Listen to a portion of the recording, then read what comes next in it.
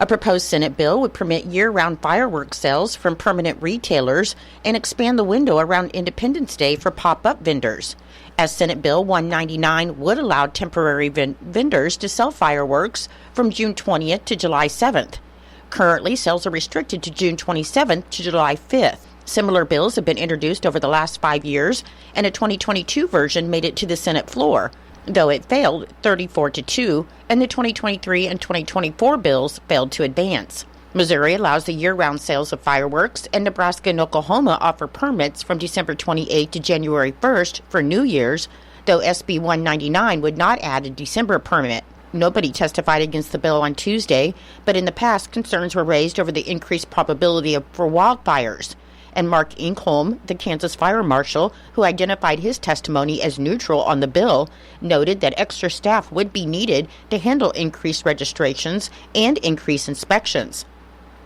He also noted safety concerns, saying he thinks everyone understands that increased time equals increased sales, and that equals increased fireworks that will be used, and that would also equal increased injuries and fire loss in the state.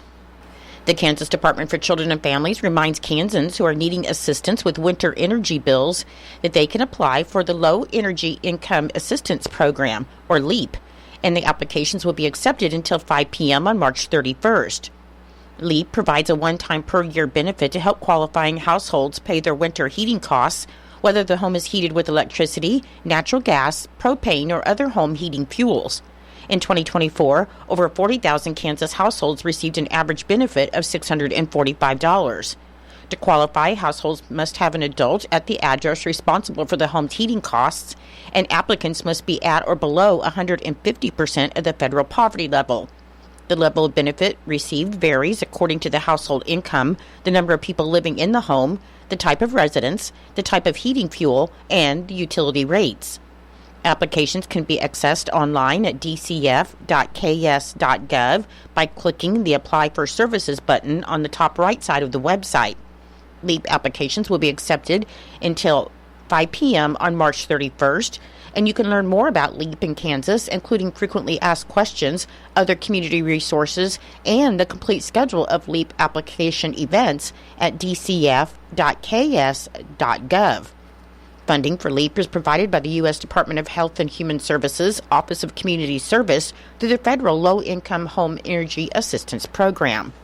Information about the 2025 Kansas Legislature and legislative session is only an email, online chat, or phone call away on the legislative hotline for Kansas at 1-800-432-3924. Kansas Legislative Hotline is a trustworthy resource for state residents with questions about the Kansas Legislature, and it's staffed by professional reference and research librarians. Kansans are encouraged to call the legislative hotline to learn who their legislators are and to access their legislative contact information, check the status and history of bills, understand the legislative process, locate historical information, and other inquiries related to Kansas government. State librarian Ray Walling said it's critical for Kansans to have access to accurate and timely information about state government and issues that matter to them most. And by using the legislative hotline, Kansans can be assured they will get the information they need from a trusted source, trained librarians from their state library. Kansas residents can connect with the legislative hotline by phone at 1-800-432-3924, online chat at library.ks.gov/chat, and by email at infodesk@ks.gov. Live assistance is available Monday through Fridays from 8 a.m. to 5 p.m., and messages left by voicemail or email are promptly returned on the next business day.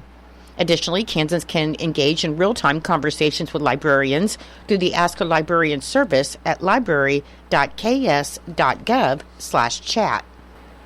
2 people were injured in an accident just before 11 a.m. on Friday in Ellsworth County.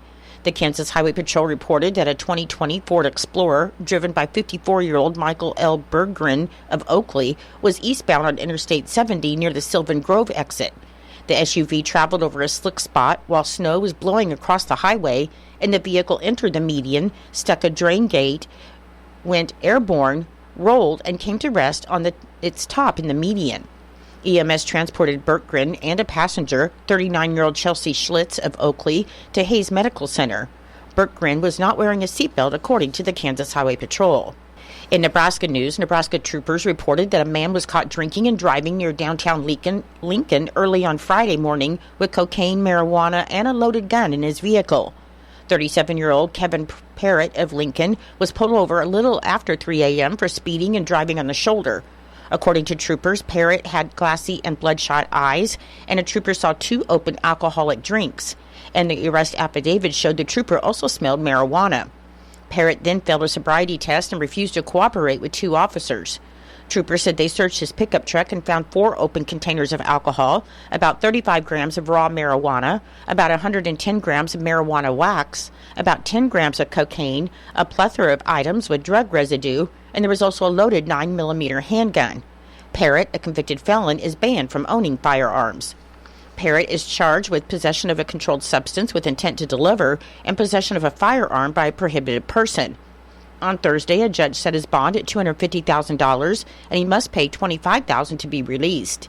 He's due back in court on March 13th. The Lincoln Police Department arrested a man on Sunday after he charged officers with a knife. Just after 12:30 p.m., officers were sent to an area near 48th and L Streets after a caller said someone was breaking windows. And when the officers arrived, they found 33-year-old Donald Johnson armed with 2 knives and walking north. According to the Lincoln Police Department, Johnson was walking towards the initial officer while yelling, and the officer reversed in his vehicle. A second officer then told Johnson to drop the knives, but he refused to do so. Johnson was then hit by the first officer's cruiser and fell to the ground. However, he then got up and ran towards the second officer with a knife, and he was hit by a taser. Officers then took Johnson into custody. The Lincoln Police Department said Johnson spit at a Lincoln Fire and Rescue paramedic that responded to the scene. And after Johnson was released from the hospital, he was lodged for second-degree attempted assault on an officer, use of a deadly weapon to commit a felony, and assault with bodily fluid on an officer.